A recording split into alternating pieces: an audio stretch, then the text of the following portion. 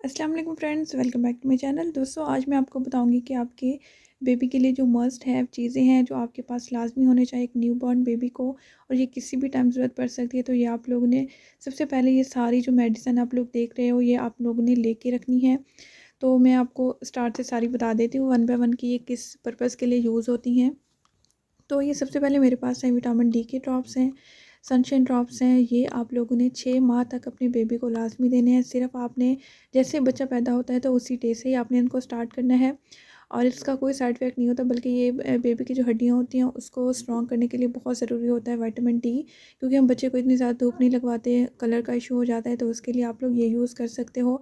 Daily आप लोगों ने 1 ड्रॉप बच्चे को विटामिन डी का दिन को किसी भी टाइम आप लोग दे सकते हो, तो 1 ड्रॉप आप लोगों ने इसका दे देना है, ठीक है।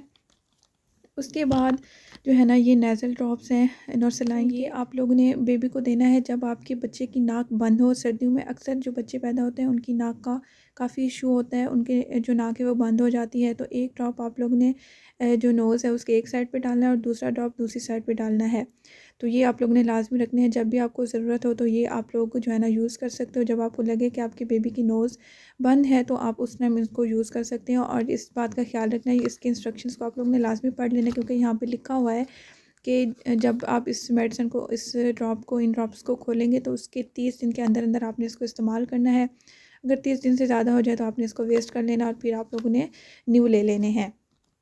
उसके बाद आपके पास होनी चाहिए पैनाडॉल। पैनाडॉल के ड्रॉप होने चाहिए, क्योंकि हमें पता नहीं चलता किसी भी टाइम बेबी को जो टेम्परेचर है वो हो सकता है। तो आप लोगों ने लाजमी अपने पास पैनाडॉल के ड्रॉप रखने हैं, और बेबी के वेट के हिसाब से और एज के हिसाब से यहाँ पे सारी इंस्ट्रक्शंस दी होती हैं, तो इनको पढ़ के आप लोगों ने उसके हिसाब से बच्चे को उतने ही ड्रॉप दे देने हैं, ठीक है। तो ये आपके पास लाजमी होने चाहिए। उसके बाद क्योंकि न्यूबॉर्न जो बेबीज़ होते हैं उनको कॉलिक का काफ़ी ज़्यादा इशू होता है, कॉन्स्टिपेशन हो जाती है, गैस हो जाती है। तो उसके लिए आप लोगों ने ये कॉलिक ड्रॉप्स हैं, बहुत ही ज़बरदस्त ड्रॉप हैं, तो ये आप लोगों ने लाजमी अपने पास रखने हैं।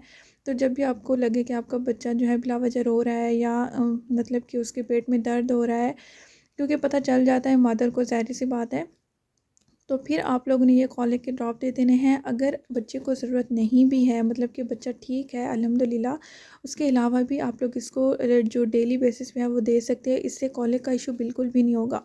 मतलब कि आप डेली सुबह के टाइम या रात के टाइम किसी भी टाइम 3 से 4 ड्रॉप अपने बेबी को दे दें, या फिर आप अपने बेबी के वेट के हिसाब से उसको ये कॉलिक ड्रॉप दे सकते हैं। मतलब कि अगर 6 टू 7 केजी का बेबी है तो फिर आप लोगों ने 6 टू 7 ड्रॉप्स ही बेबी को देने हैं कॉलिक के।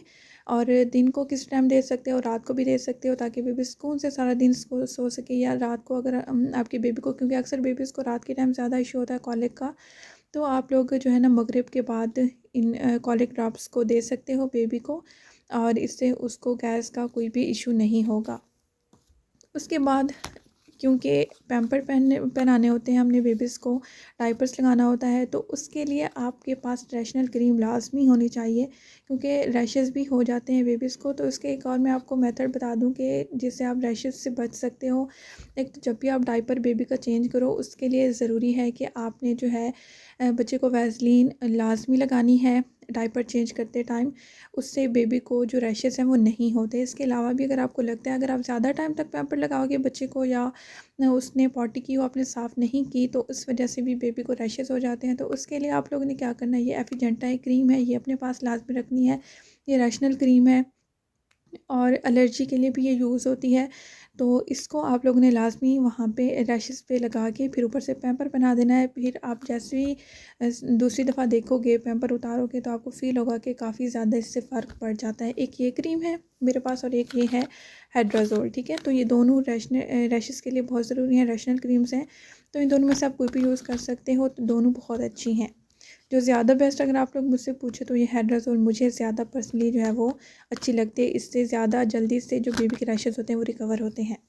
अच्छा, उसके बाद अगर आपका बेबी विंटर में जो है पैदा हुआ है, तो उसके लिए अब क्योंकि विंटर सीज़न है, तो उसके लिए आप लोगों ने क्या करना है कि बेबी को कुफ़र्म देना है। ये जो ड्रॉप है, अगर आपको फ़ील हो कि बच्चे को सर्दी लगी हुई है, या फिर उसकी नाक ठंडी है, या उसको खांसी आ रही है, तो इन सारी चीज़ों के लिए ये कुफ़र्म के ड्रॉप्स बहुत अच्छे हैं। ये आप लोग यूज़ कर सकते हो। न्यूबॉर्न बेबी के लिए भी यूज़ हो सकते हैं ये।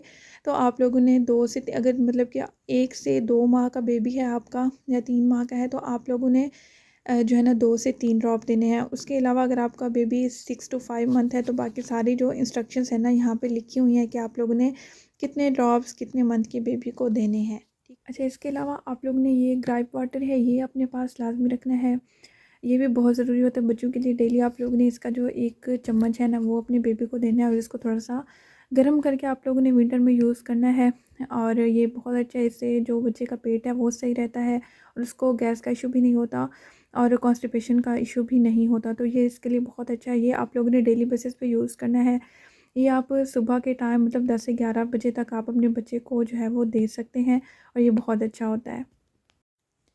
इसके अलावा आप लोग ने अपने पास एक डिजिटल थर्मामीटर भी लाज़मी रखना है। इससे क्या होगा कि आप इजीली अपने बच्चे का जो टेम्परेचर है वो चेक कर सकते हैं और उसके हिसाब से फिर आप मेडिसिन बच्चे को दे सकते हो। ज़्यादातर हम लोग पैनाडोल ही यूज़ करते हैं, जिसके बारे में मैंने आप लोग को बता दिया कि अगर टेम्परेचर हो तो बेबी को आप लोग ने पैनाडोल देनी है।